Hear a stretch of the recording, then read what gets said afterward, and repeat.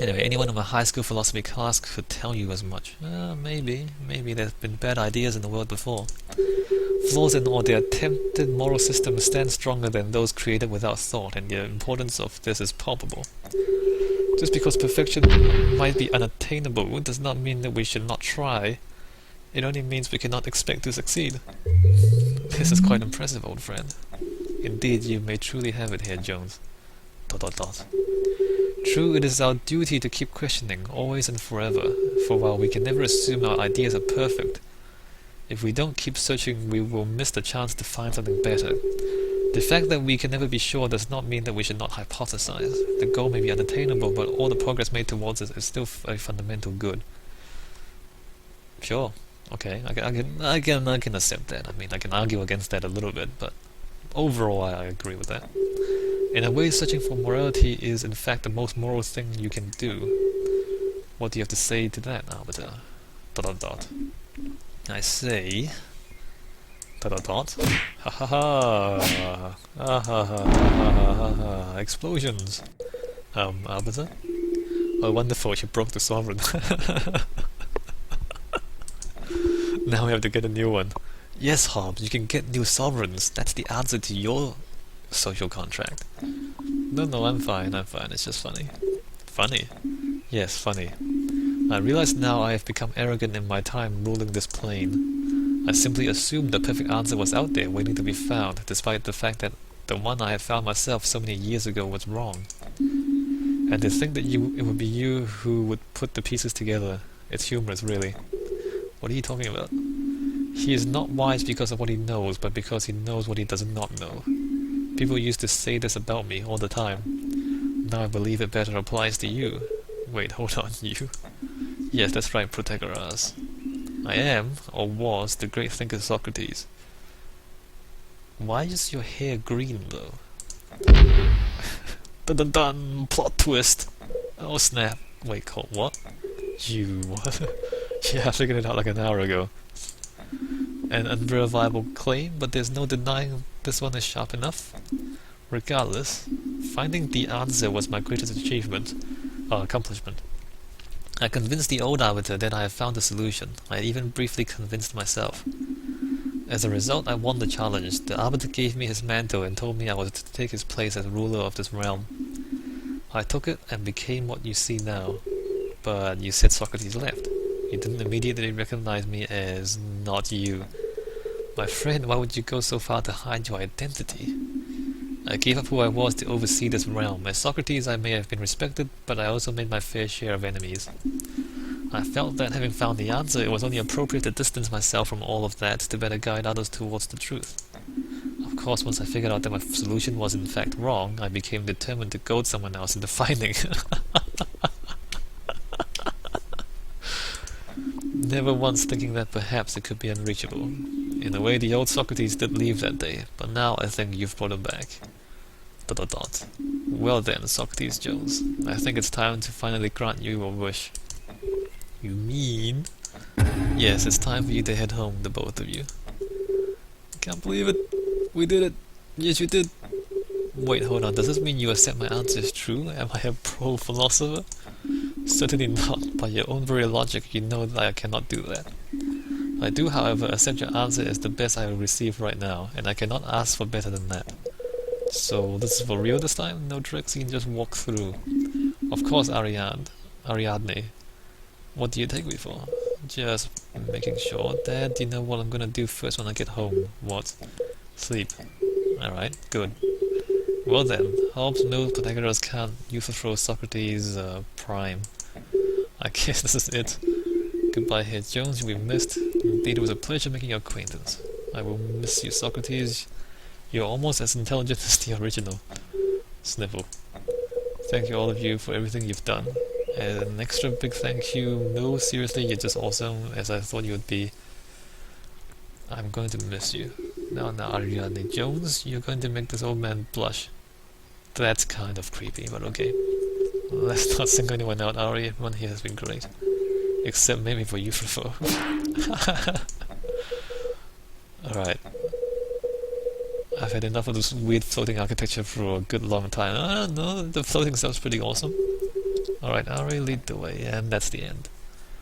I think that's the end. Is that the end? Farewell, great thinker Jones. See you again in a few dozen years. Haha, he's gonna come back here now. He's not gonna be an accountant anymore. Alright, there it is. So that's the the credits.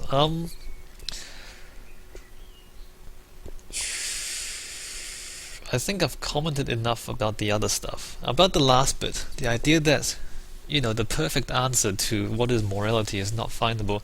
I kind of agree with that. I think I said earlier that, morality is something we make up. Morality is a tool that we create to help us decide what to do. As I said, rocks have no morality. Trees have no morality. And when you, I often consider these things like what is morality, or what is happiness, for example. Rocks do not feel happiness. So when you say things that whereas gravity, rocks obey gravity. So when I kind of think this way, I'm kind of differentiating between the things that actually exist for everything in the universe, things that affect everything in the universe, and things that really affect only us. Or only affect, more intelligent animals. For example, I'm pretty sure dogs and cats have some concept of happiness, or they have some feelings of happiness. Like dogs can be happy and dogs can be sad, for example. It's kind of obvious that they feel these things. But philosophy is one of those things that only humans do. And given it's something that only humans do, it's not something that's found out there in the universe. It's found within our own minds and within our own ideas, because it's something that only exists for humans. It's only something that is meaningful to humans, right? And given it's something that is created from our existence, created from our thinking and our behavior, then it would stand to reason that as we change and as we grow, our morality will also change and grow. As we learn more about the universe, as our technologies advance, so our morality will also change. Things like, and then this is why I'm fundamentally progressive, in the sense that I'm fundamentally not conservative, because we're changing all the time, and it's important to keep changing, because otherwise you become obsolete. So morality is in a way like technology. Like, a few hundred years ago, if you say, I need to travel from one city to another, what should I do? Well, maybe I would ride a horse or something, Whereas today, I need to travel from one city to another, what do? I get on a plane and I fly there. So morality is also a bit like that. The morality that works several hundred years ago may not work today because the circumstances have changed. And even let's kind of take something a bit closer to home. So something like copyright. Copyright, before we have the internet, before we had computers, like 4 or 5 decades ago, say, copyright kind of makes sense because even if you have, say, a book or even a movie, to make a copy of it was kind of difficult. Like, to make a copy of a book, you have to take paper and you have to print the words onto those pages and to bind it into another book and then sell the copy. So actually kind of printing and selling books required quite a bit of money and effort.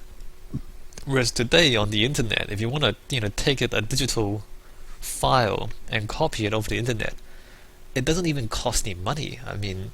It costs you a little bit of electricity, it costs you a little bit of internet access, but the amount of money you spend, emailing a PDF to a friend is so negligible that there's no cost there anymore. And so there's very little money to be made from copying PDFs and distributing them.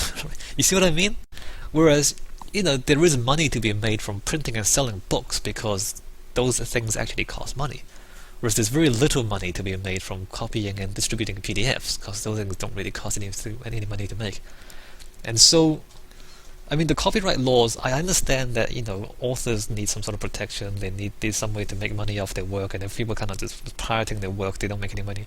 I don't know the answer to that. I do know that the old concepts of copyright don't really fit the digital age because,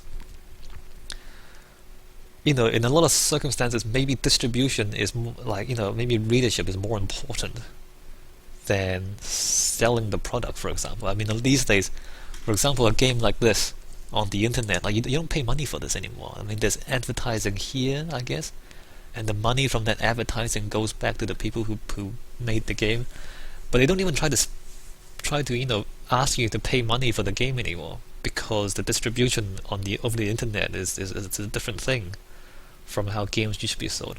And what I'm trying to say is, like these ideas and these rules that used to work in the past, they don't necessarily apply today anymore, and they don't necessarily apply in the future neither. And I guess technologies that might change these things. For example, maybe cloning might change concepts of identity, and maybe advances in medicine may change concepts of the sanctity of life even. And I know these things are difficult for some people to get their heads around, and I'm not arguing one way or another here. But for example, I mean, euthanasia is one of these concepts, the idea that people have the right to choose when they die. I kind of agree with that. I mean, several hundred years ago, you'll be lucky if you live to 70 years old, right? And once you get sick, you're very likely to die. And in that situation, it seems reasonable to try to keep people alive as long as possible, given that it's so difficult to do so. But these days, I mean, even if you're technically brain dead, if you're technically dead, they can keep you on a life support machine for a lot longer. But that's not really you being alive. That's like you being artificially, like there's certain parts of your organs that are being kept alive by this machine, when in fact you're technically already dead. So, with life support technology these days, the boundary between life and death has changed from the past. And so, you can keep someone alive for a long time, and even if they're not brain dead, I mean, they might be suffering, they might be in a lot of pain, but you can drag their life on for months and months and months through machines and medicine and artificial means. But that's not really a good thing. If they they might live for another year, but they're just suffering the whole time. And what's the point of doing that? Rather than just say, okay, just turn off this life support machine and let the person die, and so they don't have to be in this intense pain for another year or so. I mean, wouldn't that be better? So, whereas in the past that wasn't even a possibility, and so they didn't have to consider that. But now that it is a possibility, how we think about life and death has to be adjusted to accommodate for this new reality. So in that way, the morality over the end of life scenarios have to change over time, because the circumstances have changed over time. And so that's why there's no perfect answer to morality, because it so depends on the circumstances, and the circumstances always change over time, that we also have to change our morality over time. And I know this is a kind of a dangerous idea to play with, the idea that, hey, morality changes over time. I understand that some people are uncomfortable with this, and so you should be, because it's a pretty dangerous thing to say. But at the same time, I really think it's true. Because, I mean, if everything changes so much that none of the world is recognizable anymore, and you're still using the same rules from several thousand years ago, even when the world is nothing like that now, it doesn't fit. That's not moral, because you're using rules that don't work anymore, and trying to make them work in a world that has changed so much that is not even recognizable to those people who wrote those rules thousands of years ago. That's immoral, because you're trying to force people to do something that no longer works.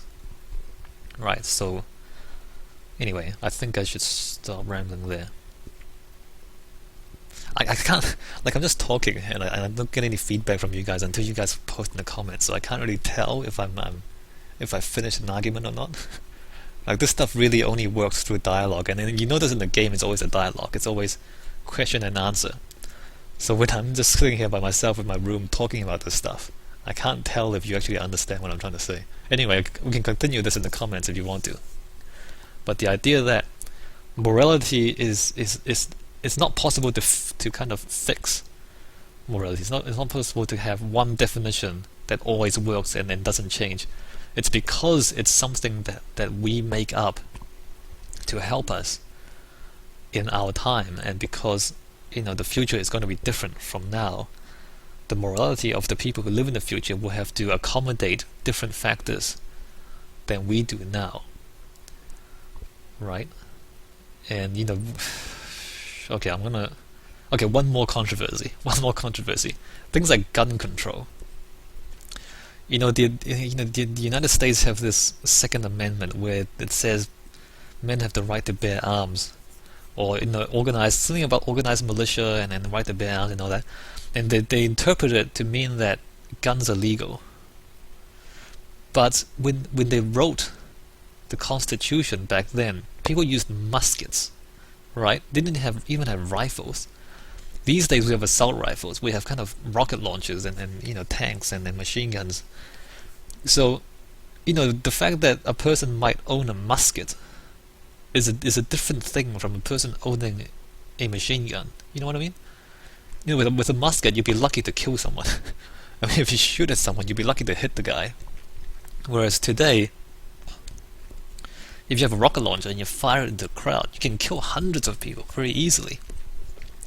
So the right to bear arms, I mean, if you have a musket where you're even lucky to hit someone who's further than 20 meters away because it's so inaccurate, I mean, that's okay, because you're not that dangerous. But if you can own machine guns, and you can mow down dozens of people without even blinking, without even reloading, that's a problem, because that's way too dangerous. And it happens in America all the time. There's mass shootings all the time because it's so easy with modern weapons to just mow down half a dozen people and then shoot yourself in the head because you're crazy.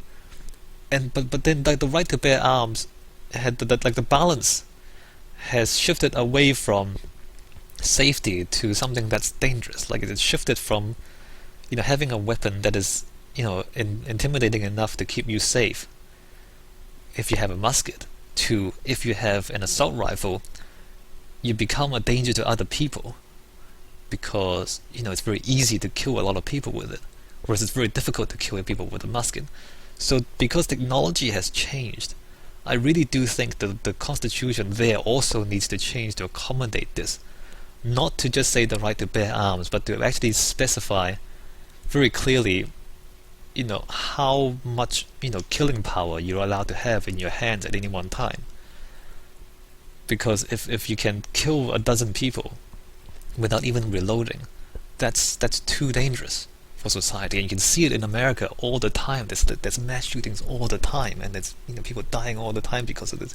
Because weapons are too dangerous. They're much more dangerous than they were back when the Constitution was written. And so as technology changes like that, the rules also need to change to accommodate that. Otherwise, you're trying to enforce new technology with old rules that weren't written for this sort of firepower, which doesn't make any sense to me. Anyway, there we go. I don't know if I've created enough controversy yet, but I'm going to end the discussion there. And yeah, I hope you found that good. And you should probably play the game yourself, maybe. Although, I guess I've gone through all of it. Alright, I'll see you guys in whatever I choose to do next, and I hope you enjoyed it.